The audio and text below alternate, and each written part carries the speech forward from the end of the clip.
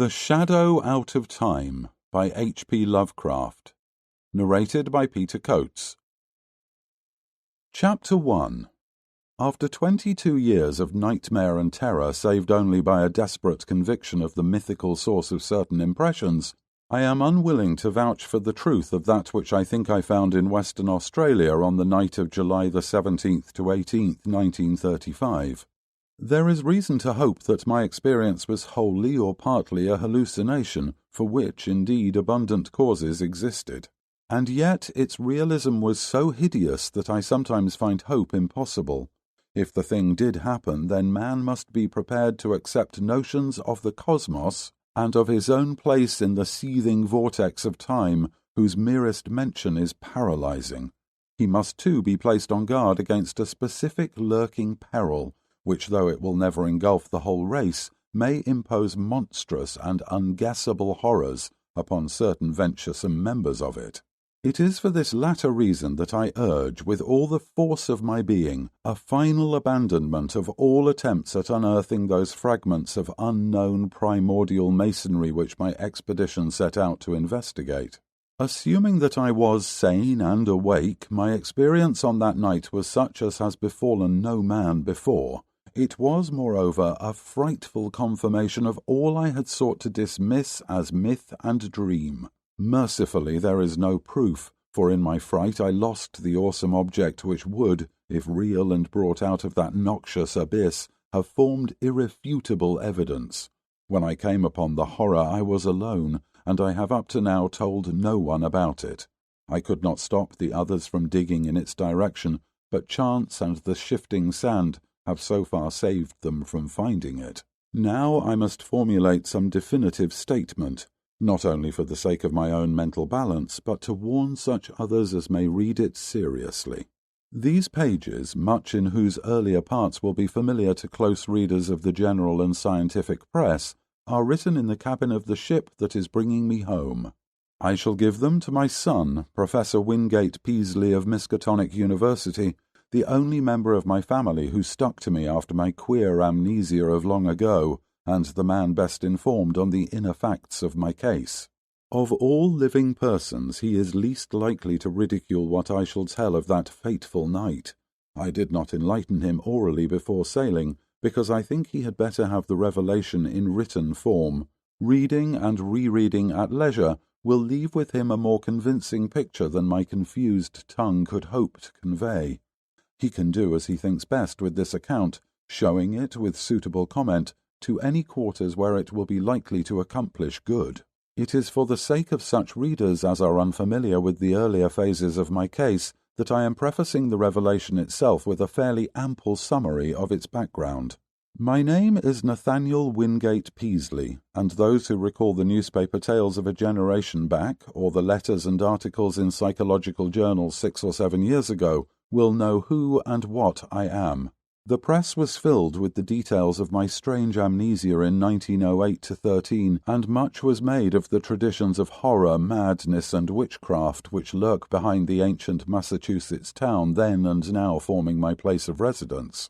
Yet I would have it known that there is nothing whatever of the mad or sinister in my heredity and early life. This is a highly important fact in view of the shadow which fell so suddenly upon me from outside sources. It may be that centuries of dark brooding had given to crumbling, whisper-haunted Arkham a peculiar vulnerability as regards such shadows, though even this seems doubtful in the light of those other cases which I later came to study. But the chief point is that my own ancestry and background are altogether normal. What came from somewhere else, where I even now hesitate to assert in plain words. I am the son of Jonathan and Hannah Wingate Peaslee, both of wholesome old Haverhill stock. I was born and reared in Haverhill, at the old homestead in Boardman Street near Golden Hill, and did not go to Arkham till I entered Miskatonic University at the age of 18. That was in 1889. After my graduation I studied economics at Harvard, and came back to Miskatonic as instructor of political economy in 1895. For 13 years more my life ran smoothly and happily. I married Alice Keyser of Haverhill in 1896, and my 3 children, Robert Kay, Wingate, and Hannah, were born in 1898, 1900, and 1903 respectively. In 1898 I became an associate professor, and in 1902 a full professor. At no time had I the least interest in either occultism or abnormal psychology. It was on Thursday, May the 14th, 1908, that the queer amnesia came. The thing was quite sudden, though later I realized that certain brief, glimmering visions of several hours previous, chaotic visions which disturbed me greatly because they were so unprecedented, must have formed premonitory symptoms. My head was aching, and I had a singular feeling, altogether new to me, that someone else was trying to get possession of my thoughts. The collapse occurred about 10:20 a.m. while I was conducting a class in Political Economy 6, History and Present Tendencies of Economics, for juniors and a few sophomores.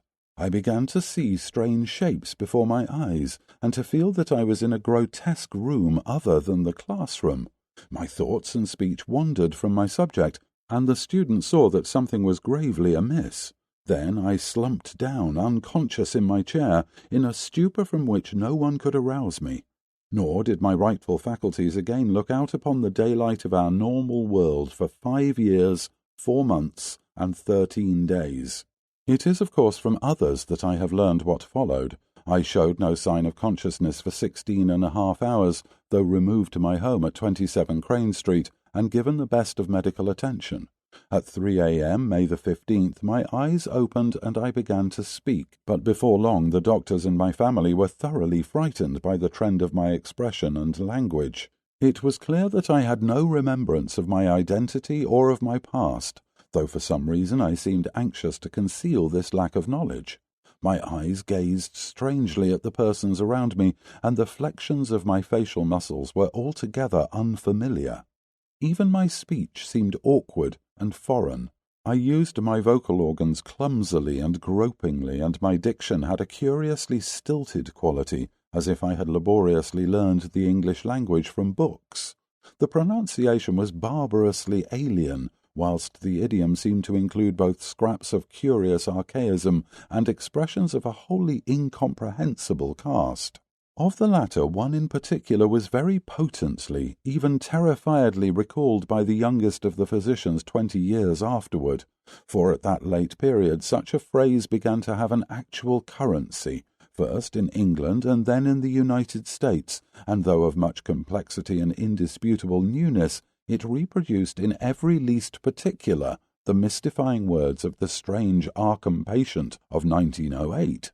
Physical strength returned at once, although I required an odd amount of re-education in the use of my hands, legs, and bodily apparatus in general. Because of this and other handicaps inherent in the mnemonic lapse, I was for some time kept under strict medical care. When I saw that my attempts to conceal the lapse had failed, I admitted it openly, and became eager for information of all sorts. Indeed, it seemed to the doctors that I had lost interest in my proper personality as soon as I found the case of amnesia accepted as a natural thing.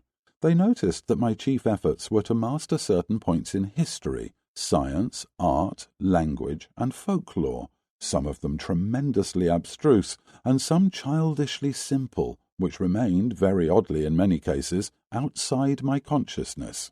At the same time they noticed that I had an inexplicable command of many almost unknown sorts of knowledge, a command which I seemed to wish to hide rather than display. I would inadvertently refer, with casual assurance, to specific events in dim ages outside the range of accepted history, passing off such references as a jest when I saw the surprise they created. And I had a way of speaking of the future which 2 or 3 times caused actual fright. These uncanny flashes soon ceased to appear, though some observers laid their vanishment more to a certain furtive caution on my part than to any waning of the strange knowledge behind them. Indeed, I seemed anomalously avid to absorb the speech, customs, and perspectives of the age around me, as if I were a studious traveller from a far foreign land. As soon as permitted, I haunted the college library at all hours, and shortly began to arrange for those odd travels and special courses at American and European universities, which evoked so much comment during the next few years. I did not at any time suffer from a lack of learned contacts,